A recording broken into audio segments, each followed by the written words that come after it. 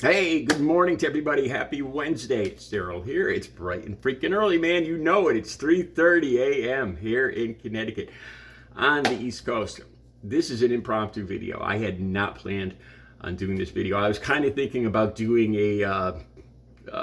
another video maybe on Trump's second round of trading cards, but I'm not going to talk about that today.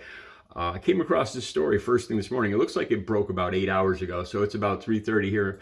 It broke sometime last evening, East Coast time around, I don't know, probably last evening, Tuesday evening.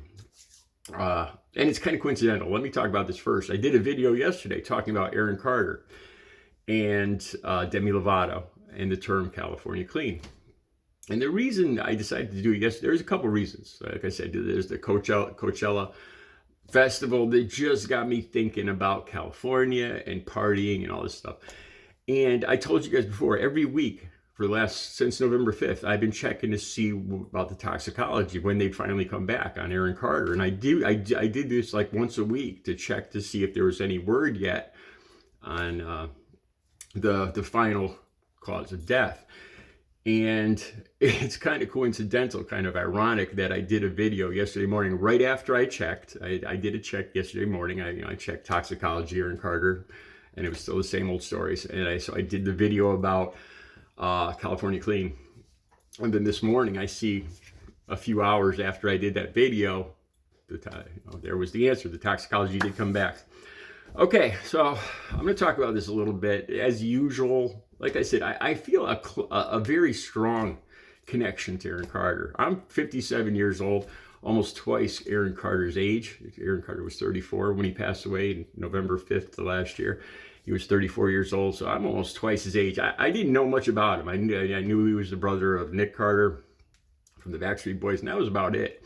I showed you guys before. I bought two Aaron Carter CDs now. I just want to get a feel for this guy because I feel a connection to them. When I read that he was in and out of rehabs 5 times, people that aren't in addiction, haven't struggled with addiction, might look at somebody that's in and out of rehabs all the time and think, well, they don't really want to get clean, or think something bad about them. I was in and out of rehabs and detoxes over 13 times. I was admitted and stayed the whole time sometimes. A couple times I left early. 13, over 13, well over 13 times. Between, I'd say 13 and 15. So I started to feel a connection with this guy, and the way he passed at the end of my addiction before I got clean on October 23rd, 2006, over 16 and a half years ago. At the end of my addiction, I was just using alone, completely alone. I would just, every morning, that's the first thing I would think, the very first thing, as soon as consciousness hit my brain, where do I get money? Where do I get what I need? And then I spent the whole day, every day by myself. And that's how addicts, that's the way it evolves, because it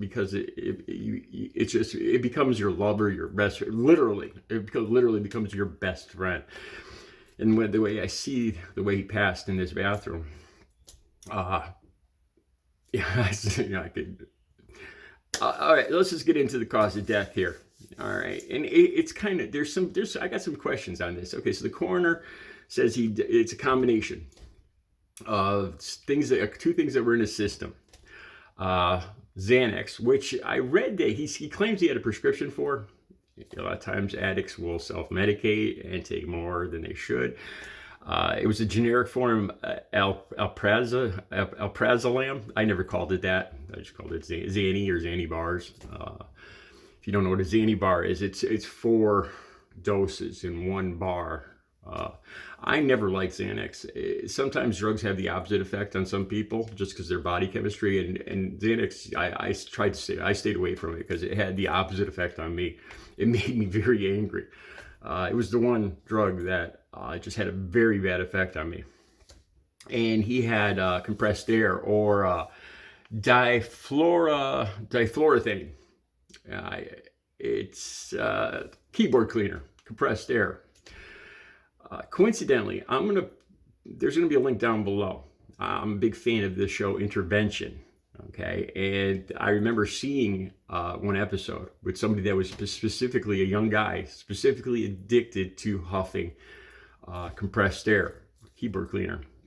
And it was one of the scariest, troublingest intervention shows I've ever seen. Part of this, the cold air inside, it's freezing cold air, refrigerated air inside the compressed air, and it froze this guy's fingers. I'll have the link to down below to this intervention episode so you could watch it. It's season 14 intervention on the A&E app. A&E app shows intervention. It's season 14. I found it on my app. It's episode 30. Season 14, episode 30. The link below, there's a link right to a piece of the show down below on YouTube, and it says it's episode 9. But anyway, it's one of the scariest things. I never touched this stuff. This is back in my day. It was what we called airplane glue, model glue. Back in the 70s, that was a big thing. Everybody, he's got airplane glue. He's using model glue.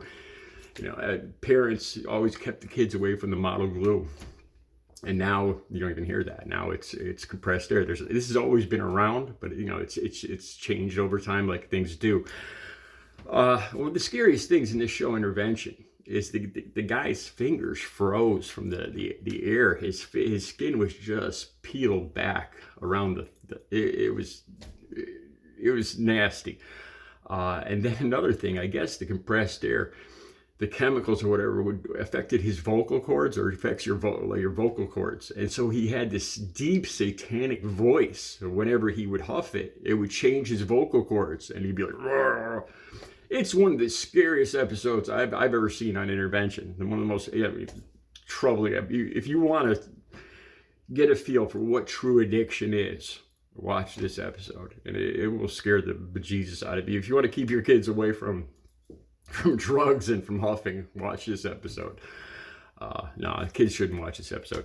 All right, so anyway, his girlfriend, I can't remember her name offhand, but she had some comments about this. The links will all be down below, so you can read it yourself. So the coroner says he passed away from a combination of the Xanax, huffing, the compressed air, those two things, and that he kind of lost consciousness, which I've never known those two things to cause you to lose consciousness, but I'm not a coroner, I'm not a doctor. And he slipped below the water and he couldn't breathe. That's the coroner's final say, what he passed from. And and then his girlfriend says he had his clothes were on, and he had a necklace on in the bathtub. And a lot of that doesn't make sense to me. There was when I was using, there was a couple drugs, mainly stimulants, cocaine, crack, where the body gets hot, your temperature goes up. Methamphetamine, meth will do that to you too. And a bath, and coincidentally, I won't talk too much about this, but coincidentally, those two drugs, methamphetamine and cocaine, have a very sexual effect, especially on guys. On me, it did. And so a bath, naked, it was something that happened from time to time. Getting in a bath to cool down, take your clothes off. Honestly, I think there's going to be a lot of conspiracy theories on this. For me, it's been put to bed. I really hope that Aaron Carter is resting in peace now, and this is the end of this story. Hopefully, and I hope some good comes out of this. I hope somebody sees this story or sees my video or something and decides to get help. Recovery is possible. Before I finish off this video, though, it just made me think this morning when I saw that he was in and out of rehabs 5 times or over 5 times, and I again, it was just one more thing that made me feel a connection to this guy, there before the grace of God go I. Because after so many times in rehab, you lose hope. Rehab just becomes, I hate to say this, but it becomes like a little vacation to get away from the dealers and the people you owe money to and the mess you made and all the bills and the relatives yelling and the people ragging on you. And it's like a little vacation where you get away and you're forced to stay clean there. It's easier to stay clean in a rehab or a detox. It's like it became a little vacation for me. And as soon as my foot hit that step going out that door, I had all the best laid plans You know, I'm going to go to a meeting every day. I'm going to go to counseling. And I really believed that every time I went, you know, 30 days, 60 days, 10 days, 3 days, 7 days. The moment my foot hit that sidewalk, I started thinking about what I used to, you know, well, it's 10 o'clock in the morning. What did I used to do? Well, I used to be looking for money. You know, I used to be doing this, and I would just immediately fall right back into the routine. Within hours, every time after leaving the hospital, I would be using again. And it was one of the most depressing things. I felt like I could not stop. I felt hopeless. I felt like this is how I'm going to, you know, this is how it's going to be until I pass. And hopefully that's going to be soon, because I can't keep doing this every day. That's how it felt. It was a god-awful, terrible feeling. I swear to God, did you guys ever have a dream, a nightmare? When you wake up, right? You're like, oh God, thank God, that was a nightmare. And you're like, whew, you know, my real life. It changed when I was in addiction. I would dream, but then when I would wake up, I swear to God, this is how I felt. I would wake up into the nightmare. My life was the nightmare. When I came out of sleep, all of a sudden I started thinking about all the stuff. You know, I have to get money. I have to get drugs. Oh my God, this guy's chasing me. This guy's going to be knocking on the door. I got to get out. I woke up into the nightmare. That's how my life felt. Recovery is possible. One last thought too. Like I said, that feeling of wanting to change how I feel, that goes all the way back. I remember being in a drugstore when I was probably about 10 years old. And I asked my mother to buy me blackberry brandy, you know, and because I wanted to get drunk. I wasn't partying. I didn't have like friends that drank or anything at that time, but I just wanted to change the way I feel. And it goes all the way back to that. You know, she got angry. Why do you want this? You know, and I couldn't even explain why, you know, and I wanted to change the way I felt.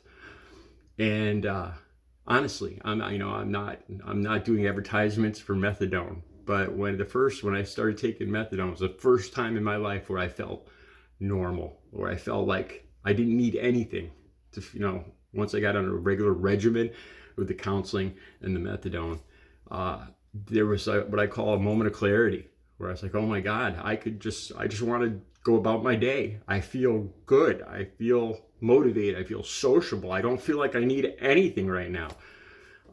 First time in my life. You know, it worked for me. Recovery, one more time, recovery is possible. God rest Aaron Carter. I hope he's resting in peace. You guys have a good Wednesday.